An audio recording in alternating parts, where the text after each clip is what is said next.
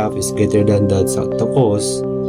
If yes daw, so ang decision, sa gito decision, nasa yes or no nga question.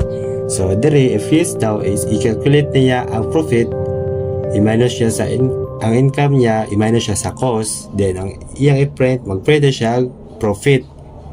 Then if no daw, i-calculate niya ang loss to cost to minus income, then i-print niya dan ang loss. So end dayon.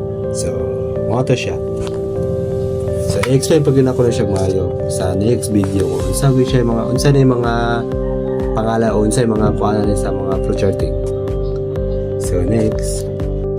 So mo na kasi ako rin siya gisigit na example into code. So is nag-input is paano ko income daw then cost, and then nag-input ko tawa input your income then input your cost. So tanawa diri sa terminal na sa ubos, di ba, input your income and then ga-input ko 500 daw, then input your cost sa 400. So nakoy ginansya nga 100. So namutoy if biya nabutoy true or no out of alagay true or false, oy yes or no.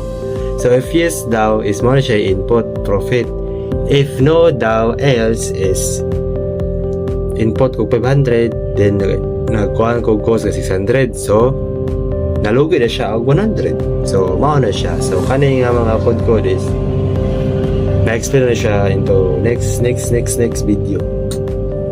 So ako na siya gisingit wala na siya labo sa flowcharting. So there is the symbols that are shown in are annotated with words and details which should be observed in the whole duration of our flowcharting activity.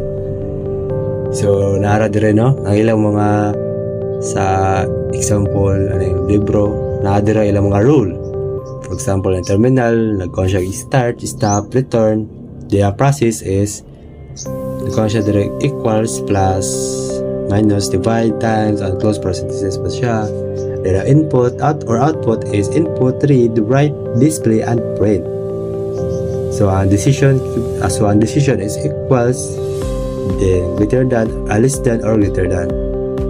So dahan pa tayo mga symbols no dire no sa napay predefined process, preparation, off-phase connector, so annotation, flow line. So dahan pa no. So dahan pa gina sila actually. So next, then the following labels will help us describe the device serving as channel with which we can direct our input and output processing. So napo diri daw ang input o output processing daw. So statement daw is input, read, write, print, display. Sa description siya sa input daw is when data is keyed in from the keyboard. So when data daw is keyed from the keyboard. So read, when data is retrieved from this storage. So write, when data is stored on this storage. So print, when the result is sent to the printer. So description nila ha. And the next place when the output is displayed on the screen. So ang display daw i-display gani, ma-display siya into a screen. So mo ni ang mga logical symbols. So nasa equals, greater than, less than, and less than. Logic symbols daw is such as the less than or equal or 5 and greater than or equal or 2. So example siya.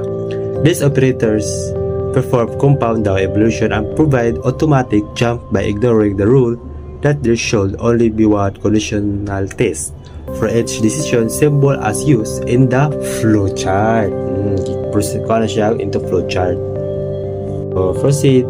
So there is flowchart daw illustrates how an input-output symbol operates. So there no is nag-start. So nang example na po there usag ito start. So ma-auto up oval or terminal, then rectangle or processing. So input nga symbols nga parallel, then stop na yun nga terminal. So diri ga process na siya x equals to 0 daw, then mag-input siya x, then mag-print siya x. So stop na yun. So isa ni siya sa mga example sa input-output nga operator. So next, So dire pod is kuan siya, dire decision siya, decision. Kay example, kalendaya mo decision daw. Then ga process siya x equals to 0, nag-input siya x, input x, then nag-decision siya x daw is greater than daw sa 0.